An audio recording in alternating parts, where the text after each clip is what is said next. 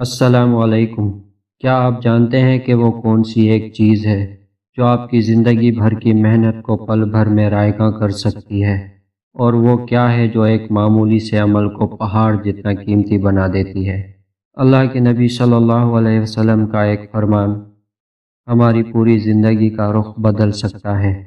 آج کی ویڈیو میں ہم اسلام کی اس بنیادی حقیقت کو سمجھیں گے جس کا تعلق براہ راست ہمارے دل سے ہے۔ حضور اکرم صلی اللہ علیہ وسلم کا ارشاد ہے، تمام اعمال کا دار و مدار نیت پر ہے، اور ہر عمل کا نتیجہ ہر انسان کو اس کی نیت کے مطابق ہی ملے گا۔ بس جس کی ہجرت دولت دنیا حاصل کرنے کے لیے ہو یا کسی عورت سے شادی کی غرض سے ہو، بس اس کی ہجرت انہی چیزوں کے لیے ہوگی جن کے حاصل کرنے کی نیت سے اس نے ہجرت کی۔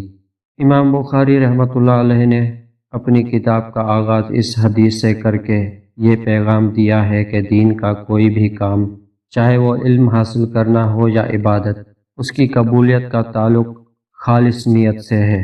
اگر نیت اللہ کی رضا ہے تو عمل قبول ہے، ورنہ وہ محض ایک دنیاوی دکھاوا بن کر رہ جاتا ہے۔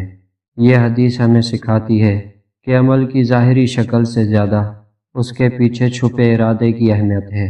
امام بخاری رحمۃ اللہ علیہ کا اس حدیث سے اپنی کتاب کا آغاز کرنا محض ایک اتفاق نہیں بلکہ ایک گہری روحانی نصیحت ہے کہ اے طالب علم، اس کتاب کو پڑھنے سے پہلے اپنے دل کی نیت کو ٹٹول لو۔ اس پیغام کے چند اہم پہلو: عمل کی روح۔ جیسے جسم کے بغیر روح مردہ ہے، ویسے ہی عمل کے بغیر نیت بیکار ہے۔ معمولی عمل کا بڑا اجر۔ ایک چھوٹا سا دنیاوی کام بھی اگر اچھی نیت سے کیا جائے تو وہ عبادت بن جاتا ہے۔ خلوص نیت۔ یہ حدیث ہمیں نمائش اور ریاکاری سے بچنے کی تاکید کرتی ہے۔ ہجرت کی مثال۔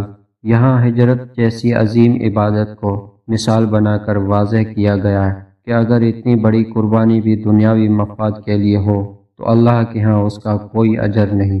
اللہ تعالیٰ تمہاری صورتوں اور تمہارے مالوں کو نہیں دیکھتا، بلکہ وہ تمہارے دلوں اور تمہارے اعمال کو دیکھتا ہے۔ دوستو، عمل تو سبھی کرتے ہیں، لیکن کامیاب وہی ہے جس کا دل اللہ کی یاد اور سچی نیت سے لبریز ہو۔